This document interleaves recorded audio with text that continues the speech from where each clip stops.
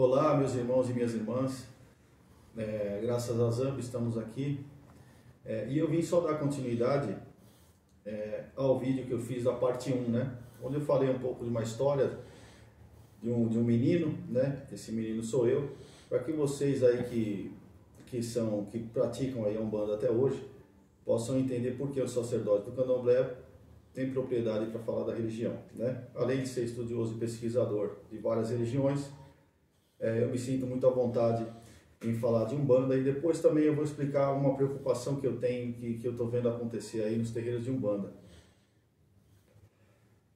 Mas em suma, consta que em 1908, no bairro das Neves, no Rio de Janeiro, um rapaz muito jovem, 17 anos, chamado Zélio Fernandino de Moraes, inclusive tinha aí como futuro servir a Marinha, né?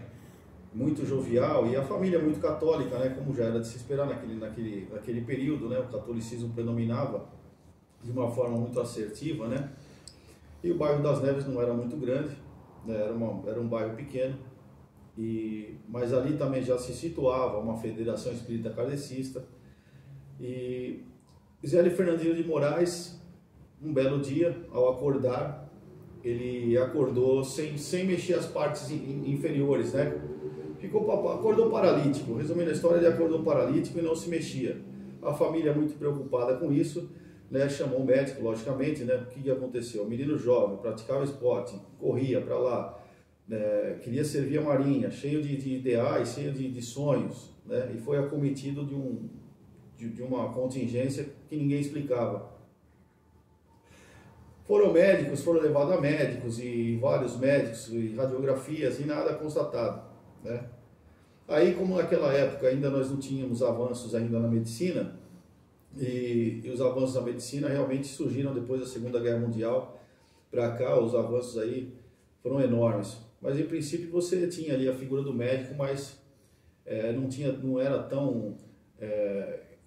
não tinha tanto conhecimento assim, né, das doenças que acometiam as pessoas. E naquele momento o que aconteceu? Depois de terem levado o rapaz para vários médicos e nenhum respondia nada, não sabia o que estava acontecendo, como era de costume, aquilo que a medicina não dava respostas, esse rapaz ele foi submetido aos cuidados da Igreja Católica, né? E aí sobre os cuidados de um padre ele foi exorcizado.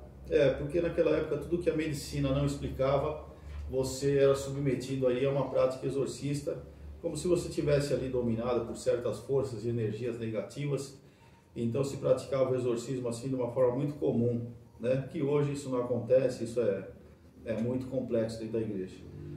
E o que aconteceu? Nada aconteceu, né? O rapaz continuou daquela forma. A família, lógico, sem saber mais para onde correr, levou o rapaz até uma federação espírita que já existia no Rio de Janeiro. E a gente sabe que o espiritismo kardecista é muito elitista, né? Ele surge muito elitizado, né? Pessoas saíram daqui do Brasil para estudar na Europa. E antigamente você ia para uma faculdade, uma universidade, era fora do Brasil, né? Lembrando que a gente não tinha aí uma estrutura acadêmica que tinha condições de formar alguém. Então, quem tinha condições financeiras ia para fora do Brasil. E tinha uma nata da sociedade que foi pesquisar os estudos de Allan Kardec, né? O que Allan Kardec falava com relação à espiritualidade, à comunicação com os espíritos. E a gente pode até fazer um vídeo a respeito disso.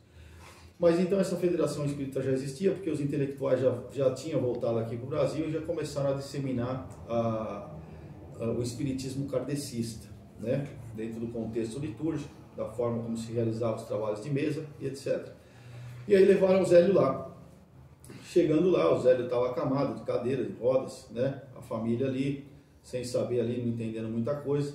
Os trabalhos deram início, né, e foram começando. Você sabe que tem o presidente da mesa, né? Todos se sentam em volta, os médios ali começam em oração, até que se iniciam os trabalhos. Em momentos que se iniciou as falas do presidente ali da mesa, e começou as palavras ali de oração e positivismo, esse rapaz ele manifestou um espírito. E esse espírito se levantou. naquele momento todos ficaram ali surpresos com aquele comportamento, né? Uma vez que o rapaz tinha esse problema e todos já sabiam que o Zélio não estava andando mais, etc. Então o que ocorreu? Esse espírito se levantou e todos ali olharam, acharam estranha aquela situação, né? Ó, o menino, o rapaz ali, o Zélio, levantou. E dentro, naquele momento que ele levanta, ele diz uma palavra. Nessa mesa, que era a mesa onde que se chama-se vulgarmente de mesa branca, né? A mesa Kardec. Ele disse que naquela mesa estaria faltando uma flor. E naquele momento todos acharam estranho, de fato, né? É normal você colocar uma flor ali quando faz o evangelho no lar, que é uma prática deles, né? E a prática de sessões espíritas kardecistas. Ou seja, aí os médios ali ficaram surpresos e começaram a questionar, mas quem é você? Perguntaram para aquele espírito a qual ele estava ali sendo entre aspas, aí, possuído, né? E naquele instante ele disse, eu sou o caboclo das 7 encruzilhadas, porque para mim não haverá caminhos cruzados. Eu sou o caboclo das 7 encruzilhadas, porque para mim não haverá caminhos cruzados, né?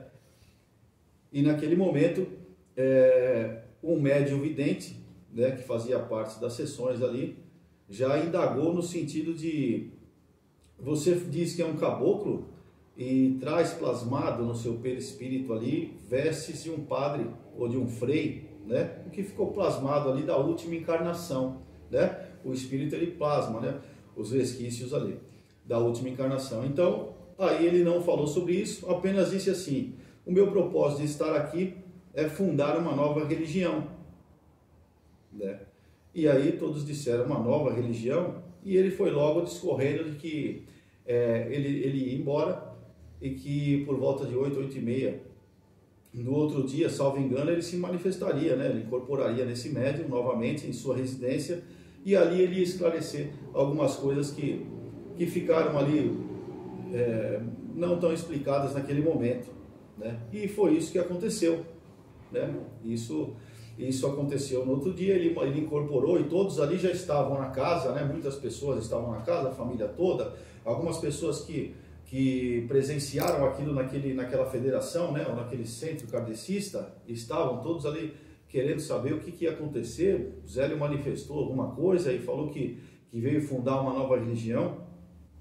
E aí que nesse contexto ele incorpora o caboclo das 7 encruzilhadas, aguardando naquele momento, muito ansioso, e ele já sente as irradiações, as vibrações, e incorpora o espírito. E o espírito ali ele começa a discorrer sobre o que seria uma nova religião, e disse que seria o Aumbandã, né? A Umbanda, né? Na verdade o A, o U e o M do Aumbandã, do sânscrito antigo, né? Ele representa a trindade. O A, o U e o M é a trindade, a Una, né? A Una. Então por isso que as pessoas chamam de Umbanda, né? E ficou assim, e dali ele já recebeu a incumbência de montar ali 7 tendas, né? Com cada tenda que ele teve a incumbência ali, e o caboclo determinou de montar as tendas, eram tendas com nome de santos, né? Nossa Senhora da Piedade, Nossa Senhora da Conceição, e montando as tendas dessa forma. Ele tinha essa incumbência. Mas como uma pessoa que não tinha familiaridade nenhuma com a religião, já recebe uma incumbência de um espírito de montar, difundir a religião, né? Inicialmente com 7 tendas, né? E com os nomes já pré-determinados. Lembrando que aquele questionamento do médium, que foi feito em dias antes, no sentido de quem é você, e você está com vestes aí plasmando um padre, um frei, ele explicou realmente em determinado momento que aquilo lá, que ele seria o Frei Gabriel Malagrida, né? E quem gosta de estudar sabe que o Frei Gabriel Malagrida, ele, por volta de 1700, ele previu aí um terremoto em Lisboa, né? E todos pensavam que ele era maluco, o Frei Gabriel Malagrida, por conta de que as pessoas não acreditavam nele. Ele dizia que falava com a Virgem Maria, que tinha visões e conversava, e ele previu esse terremoto, tentou orientar algumas pessoas, deram um pouco atenção a ele, ele começou a fazer panfletos e começou a distribuir em Lisboa, né? E lógico, o momento ali era de inquisição, de indulgências, um momento na Idade Média muito ali crucial, E o que aconteceu com ele? Ele foi morto na Inquisição, né? Cortaram todo ele, botaram no fogo e queimaram Frei Gabriel Malagrida. E ele retorna, né, com a incumbência aí do plano espiritual e com o nome de Caboclo das Sete Encruzilhadas, para fundar uma nova religião que traria para trabalho no plano terrestre pretos e índios remanescentes do período da escravidão, né?